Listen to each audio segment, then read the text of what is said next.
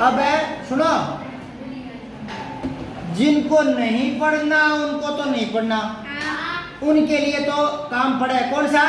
चिनाई में जो मिस्त्री काम करते हैं ना, जो तगारी ढोते हैं, उनके लिए वो काम तैयार है जो नहीं पढ़ रहे। ठीक है, जूते पॉलिश करना, सब्जी की रेडी लगाना, ये काम तैयार है किनके लिए?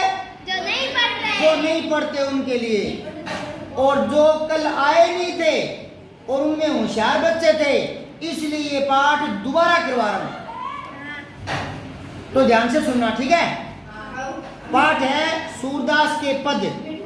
सूरदास भक्ति काल का कवि है। भक्ति काल में भी दो शाखाएं थी, राम भक्ति और कृष्ण भक्ति।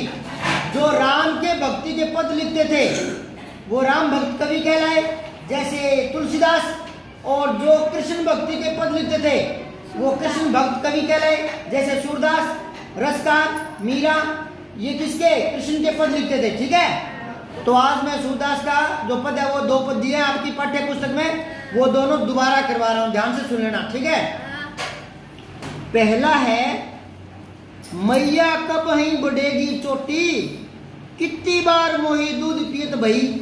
भई मतलब हो गई, कितनी बार दूध पीते हुए हो गई। ये अजू है, छोटी अजू, अपने बोलते ना अजी, है ना, अजू मतलब अब भी छोटी पड़ी है। तू तो कहती बल्कि बेनी ज्यों, बल बलराम कृष्ण का बड़ा भाई था, बल्कि बेनी, बेनी होता है चोटी, कि तू तो हमेशा कहती थी बलराम की चोटी की तरह बड़ी हो जाएगी, ये तो उतनी बड़ी है, छोटी सी। बात ये है कि माँ यशोदा जो है वो बालक कृष्ण को, जब कृष्ण छोटे थे तो दूध पिलाती थी, जैसे अपनी माताएं बालकों को दूध पिलाती है और बालक नखरे करते हैं, पीते नहीं है, तो फिर डरा कर पिलाती है। कैसे? बिले बिले जल्दी से बिले, और नहीं तो क्या कहती है, थोड़ा सा बड़ा है तो जो समझता है तो क्या कहेगी कि बड़े भैया को दे दूंगी, वो पी जाएगा, सारा पी जाएगा, पिले पिले जल्दी से पिले। तो कोई किसी बहाने दूध पिलाता है, कोई किसी बहाने। यशोदा माँ बालक कृष्ण को क्या कहकर दूध पिलाती थी कि तेरी चोटी बड़ी हो जाएगी आसमान तक, पीले पीले जल्दी पीले, चोटी बढ़ जाएगी तेरी, ऐसे कह करके बहला करके दूध पिलाती थी। समझ आ रही है कहानी? देखो एक बार, हवे है लंबी मोटी, कि आप तो कहते लंबी मोटी हो जाएगी, लेकिन ये तो उतनी बड़ी है। काटत गुहत नहावत जई, कि तो हमेशा मेरे जो नहलाती थी तो बालों को साफ करती थी, नागिन सी हुई लौटी, और यूं कहती थी कि नागिन की तरह लंबे बाल हो जाएंगे काले काले। कांचो दूध पियावत, कांचो मतलब कच्चा, जो सीधा गाय के निकालती वो कच्चा। देखो गाय है आपके घर में सबके, तो सीधा दूध निकालो, पी दो एक गिलास, लेकिन 1 घंटे बाद पीना पड़े तो फिर उसमें बैक्टीरिया हो जाते हैं, फिर उसको गर्म करके ठंडा करके फिर पियो। लेकिन ताज़ा ताज़ा जो निकालती ना, 1 गिलास ठोक लिया करो सीधा ही। ठीक है, अब देखो, कांचो दूध पियावती, पची पची बार बार, कि बार बार कच्चा दूध पिलाती थी। देती ना मक्खन रोटी, और मैं मक्खन रोटी भगवान कृष्ण को प्रिय था, वो मांगता था, लेकिन माँ कहती नहीं, दूध पी, कच्चा दूध पी, चोटी बढ़ेगी। सूर चिर जियो दो भैया, सूरदास कहते हैं कि दोनों भैया लंबे समय तक जीवित रहो। चिर जियो, चिर होता है लंबा, ये 2 शब्द है, बोर्ड पे बता रहा हूं, देखो। एक तो होता है छोटी ची और रे चिर, ये जो होता है लंबा समय, हाँ लंबे समय के लिए आता है, लंबे समय के लिए। और एक होता है चीर, चीर होता है वस्त्र, है ना।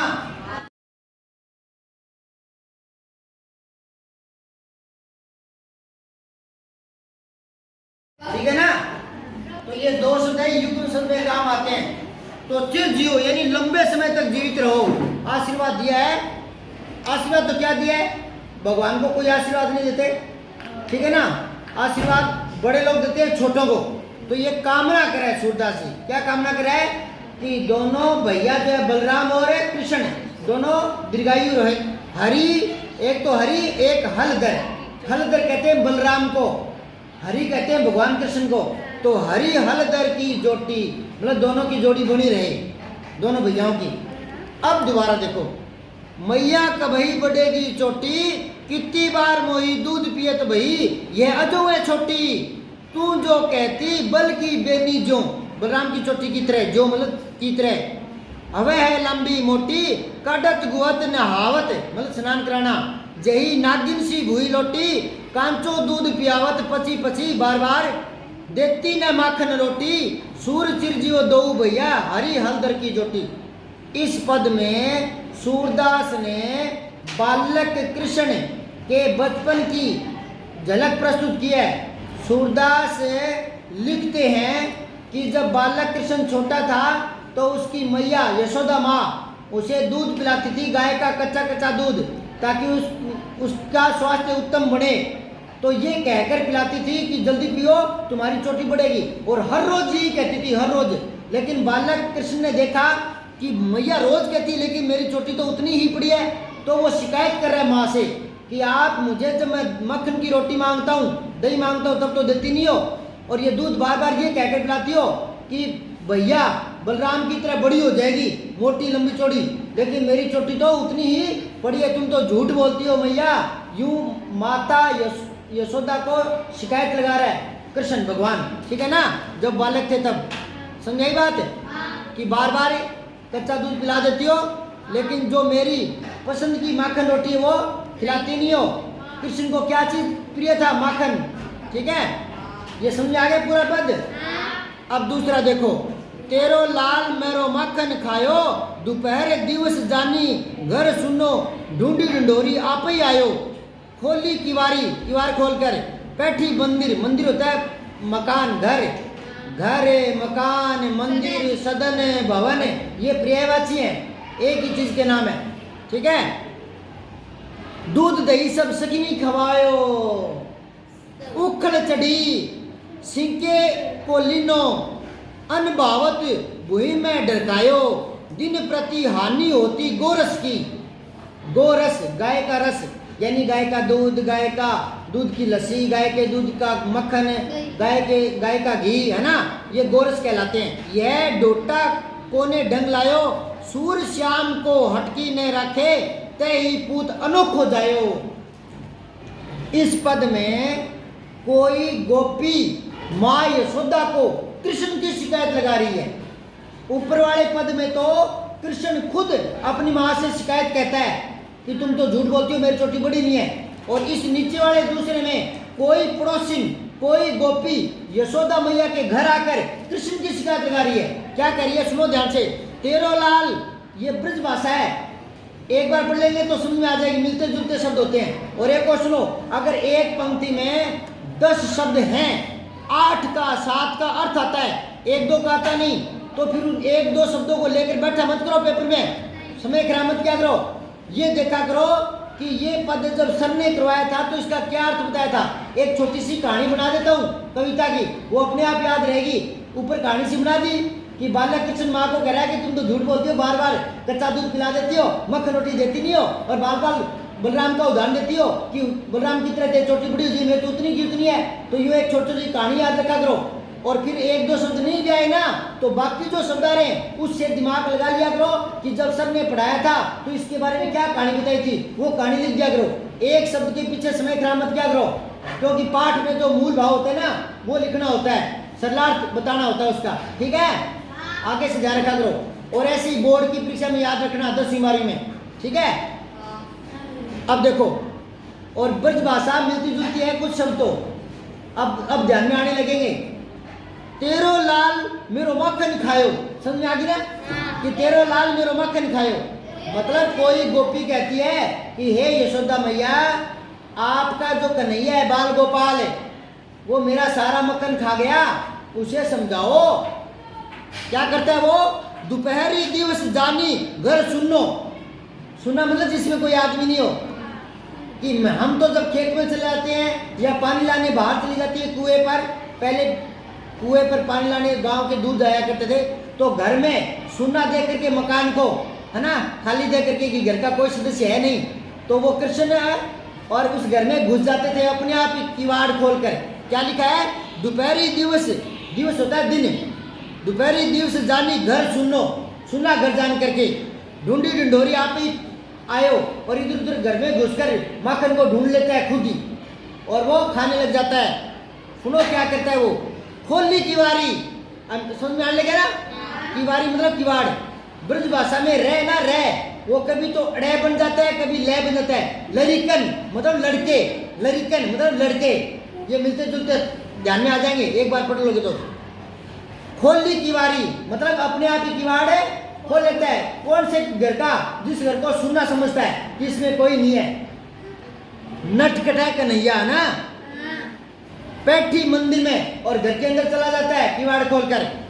दूध दही सब सखी ने खवायो, खुद तो खाता ही खाता है दूध और दही, और अपने दोस्तों को भी, हाँ सब सखी ने खवायो। जितने भी वो ग्रुप में जाते थे और जो बचा कुचा सारा अपने दोस्तों को कि तुम भी ऐश करो, मारो मस्ती।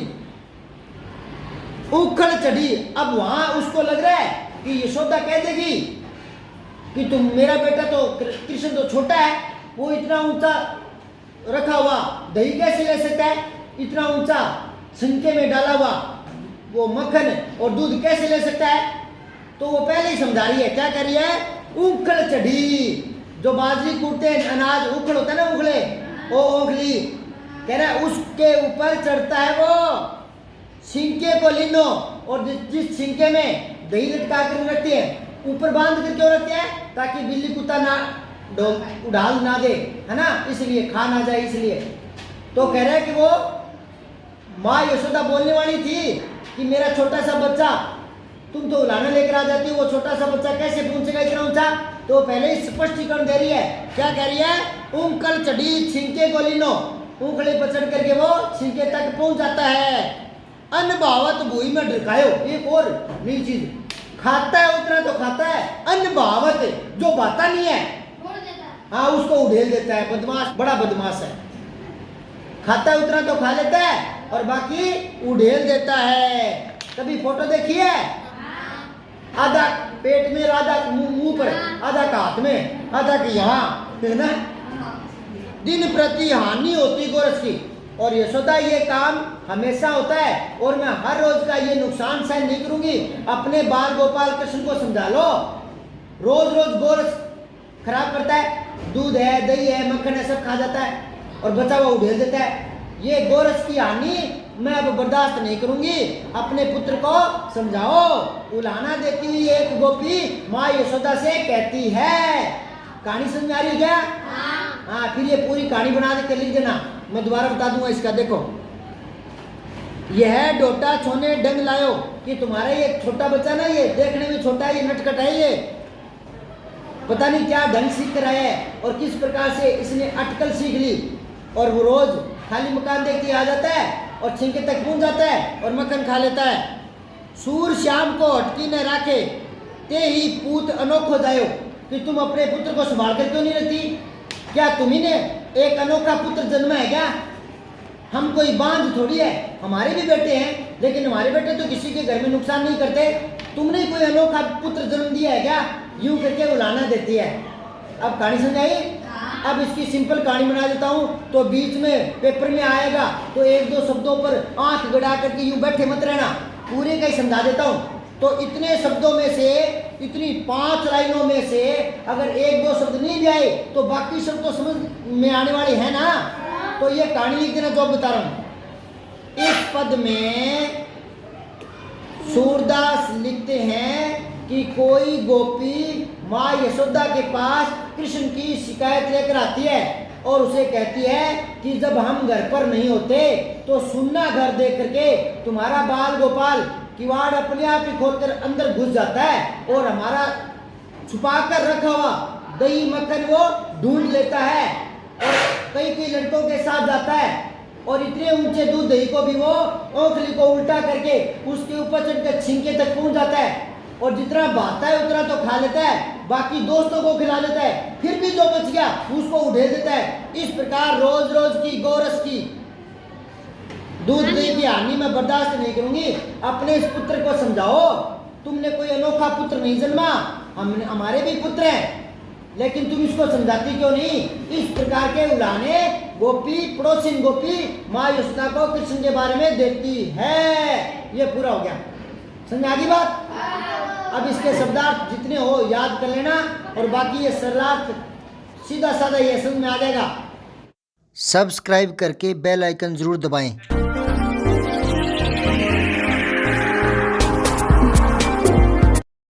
जय हिंद विजय हिंदी।